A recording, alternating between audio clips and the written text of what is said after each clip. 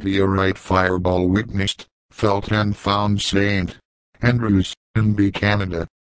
A sample of a recent mini-dwarf planet or spherical meteorite found one summer in about 82,000 at Camperville, Manitoba, Canada.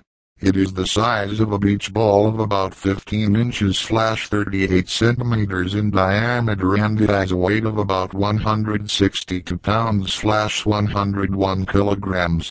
This photo was taken April 24, 2004 by Cliff Besson. This mini-dwarf planet is simply a spherical rock meteorite.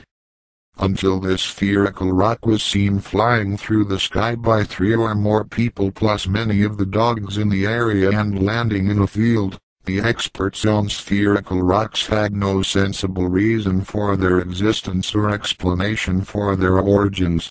They called these near-perfect spherical rocks concretions because they were rocks that were hard like concrete.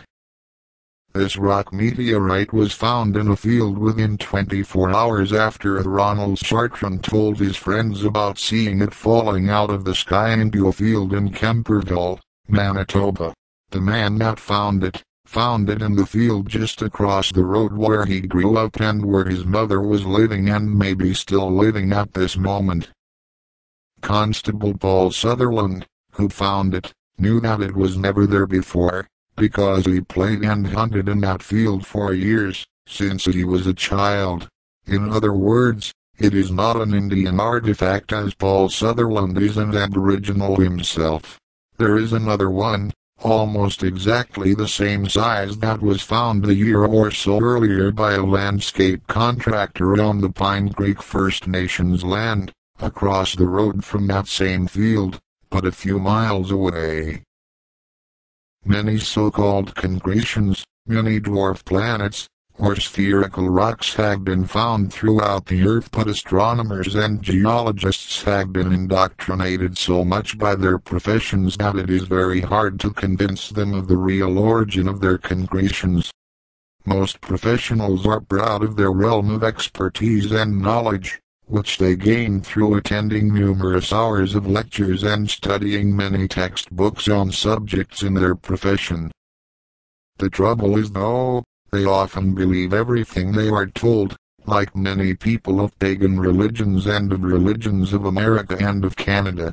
These above-mentioned professionals appear to haggle like religious faith concerning everything their professors or instructors have told them, believing everything to be the whole truth when some or even much of the information they were told were just unsubstantiated guesswork.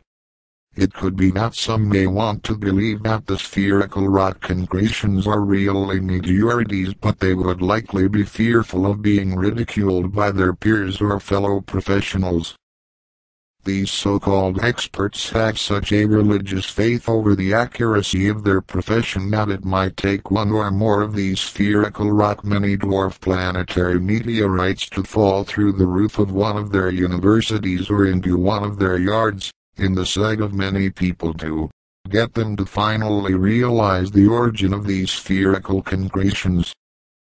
If necessary, I pray that one will do so shortly.